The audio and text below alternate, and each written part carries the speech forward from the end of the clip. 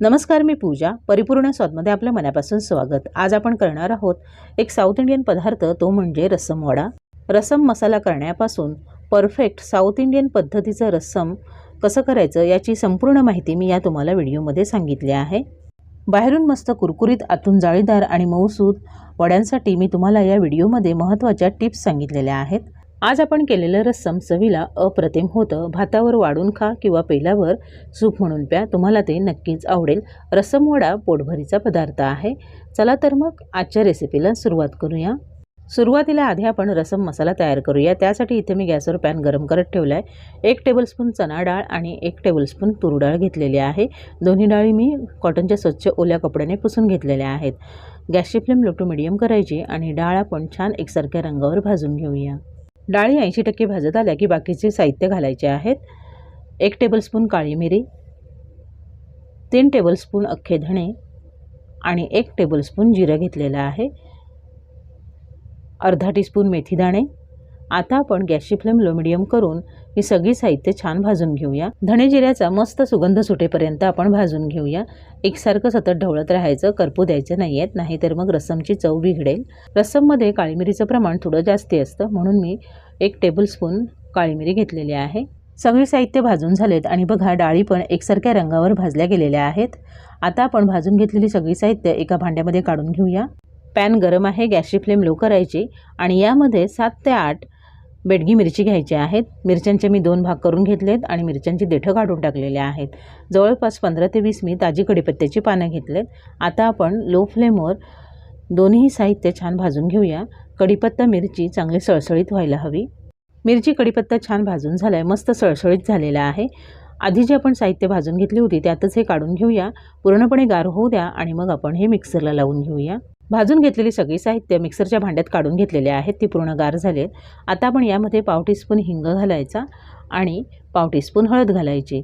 मिक्सरच्या भांड्याला झाकण लावायचं आणि अगदी छान बारीक रस्सम पावडर तयार करून घ्यायची आहे. बघा, आता आपला रस्सम मसाला तयार आहे. मस्त छान असा बारीक वाटून घेतलेला आहे. इतका भारी घमघमाट सुटलाय म्हणून सांगू, यावरूनच समजतंय की आपलं रस्सम किती चवीला छान होणार आहे. रस्सम तयार करण्यासाठी इथे मी गॅसवर कढईमध्ये 4 टेबलस्पून तेल हलकं गरम करून घेतलंय.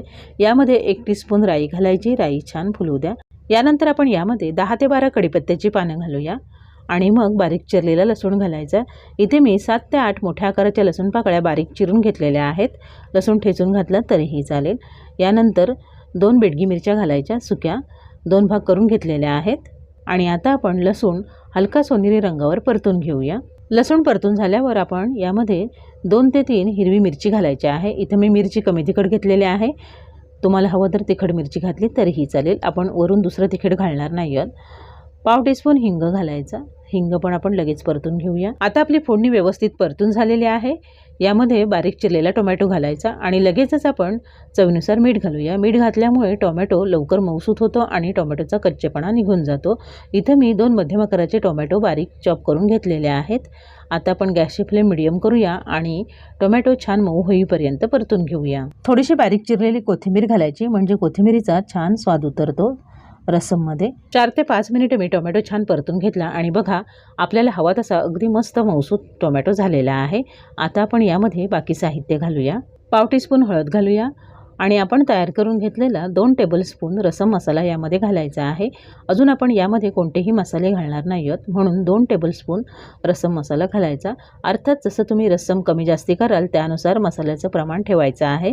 आधी 2 टेबलस्पून घालायचा, नंतर तुम्ही गरजेनुसार वरून मसाला घातला तरीही चालेल. मसाला परतून झाला की यानंतर आपण वाटीभर तुरीची डाळ घालायची आहे. 2 ते 3 टेबलस्पून डाळ मी शिजवून घेतलेली आहे. अगदी मऊसूत शिजवली आहे. डाळीचं प्रमाण खूप जास्त ठेवायचं नाही आहे, कारण रस्सम पातळच असतं. आणि यानंतर चिंचेचा कोळ. लिंबाच्या आकारा इतकी चिंच मी गरम पाण्यात अर्धा तास आधी भिजत घातली होती. ती नंतर कुस्करून घेतली आणि गाळून तिचा असा कोळ तयार करून घेतलेला आहे. एक वेळ सगळी साहित्य परतून घेऊया. सगळी साहित्य मिक्स करून झालेत. आता आपण यामध्ये गरजेनुसार पाणी घालूया. बाजूच्या बर्नरवर मी पाणी उकळत ठेवलं होतं, ते गरम पाणीच घालायचं आहे. रस्सम पातळ असतं त्यामुळे बरंचसं पाणी यामध्ये घालावं लागेल. सगळी साहित्य मिक्स करून घ्यायची आणि मग गरजेनुसार अजून पाणी घालायचं. आपण यामध्ये चिंचेचा कोळ घातला आहे. आंबटपणा बॅलन्स करण्यासाठी एका लिंबाच्या आकारा इतका गुळाचा खडा घातलेला आहे. पुन्हा एक वेळ आपण तळापासून ढवळून घेऊया आणि रस्समला छान उकळी येऊ द्या। बघा रस्समला मस्त उकळी आलेली आहे। मीडियम फ्लेमवर आपण रस्सम 7 ते 8 मिनिटे छान शिजवून घेऊया, म्हणजे रस्सम मसाल्याचा फ्लेवर, गूळ, चिंचेचा फ्लेवर रस्सममध्ये अगदी छान उतरला जाईल। वडे तयार करण्यासाठी इथं मी 1.5 कप उडदाची डाळ 4 तास पाण्यात भिजत घातली होती। डाळ आधी स्वच्छ निवडून घेतली, 3-4 वेळा पाण्याने स्वच्छ धुवून घेतली आणि त्यानंतर डाळ मी 4 तास भिजवून घेतलेली आहे। बघा 4 तासांमध्ये अगदी डाळ व्यवस्थित भिजली गेलेली आहे।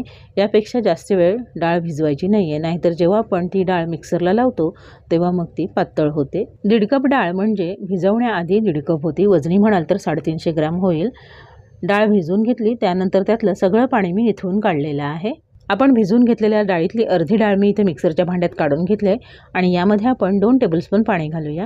आधीच खूप जास्त पाणी घालायचं नाही आहे, 2 चमचे घालायचं, गरज वाटलीच तर अजून एखाद दुसरा चमचा पाणी घालून डाळ आपण वाटून घ्यायची। आधी 2 टेबलस्पून पाणी घातलं होतं आणि नंतर 2 टेबलस्पून पाणी घालून अशी डाळ अगदी बारीक वाटून घेतलेली आहे। अशीच डाळ वाटली गेली पाहिजे आणि अगदी पातळ होणार नाही याची काळजी घ्यायची आहे। गरज लागलीच तरच एखादा टेबलस्पून पाणी जास्तीचं घालायचं। डाळ जर वाटताना खूप जास्त पातळ झाली तर मग आपण तयार केलेले वडे बरोबर होत नाहीत। सगळी डाळ वाटून झाले आणि इथे मी एका भांड्यात काढून घेतलेले आहे। बाकी साहित्य घालूया। चवीनुसार मीठ घालायचं, पाव टीस्पून हिंग घालायचा आणि 7 ते 8 बारीक चिरलेली कढीपत्त्याची पानं घालायची। आता आपण वाटून घेतलेल्या डाळीचं मिश्रण फेटून घेणार आहोत। त्यासाठी हाताला थोडंसं पाणी लावायचं आणि मग ही सगळी साहित्य मिक्स करायचे आणि अशा पद्धतीने डाळ फेटून घ्यायची आहे। असं आपण हे मिश्रण फेटून घेतलं म्हणजे आपण जेव्हा वडे करतो तेव्हा ते आतून मस्त जाळीदार होतात, हलके होतात आणि जर मिश्रण न फेटता आपण वडे करू तर मग ते वातड होतील। 3 ते 4 मिनिटं तरी असं फेटून घ्यायचं, म्हणजे त्यामध्ये हवा निर्माण होते।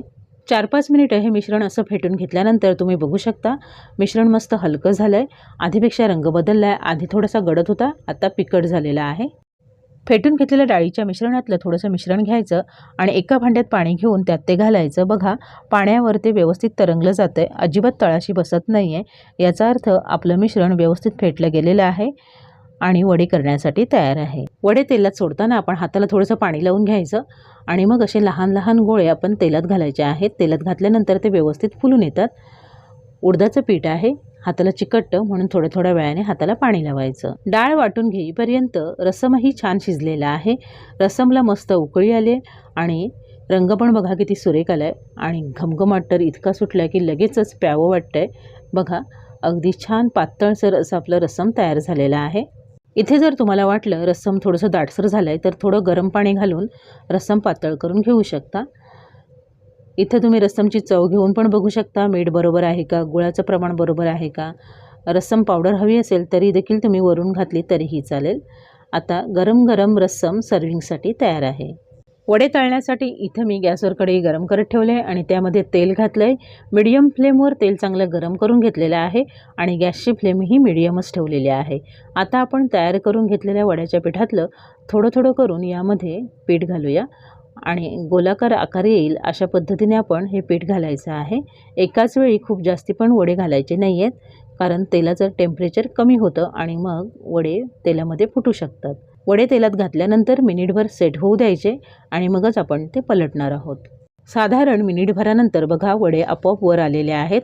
वरून थोडंसं चमच्याने तेल उडवायचं, म्हणजे वरची बाजू पण व्यवस्थित अशी भाजली जाते आणि मग आपण एक एक करून वडे पलटून घ्यायचे आहेत। थोड्या वेळाने आपण वडे सतत वरखाली करत राहायचं, म्हणजे सर्व बाजूने छान एकसारख्या रंगावर तळले जातात।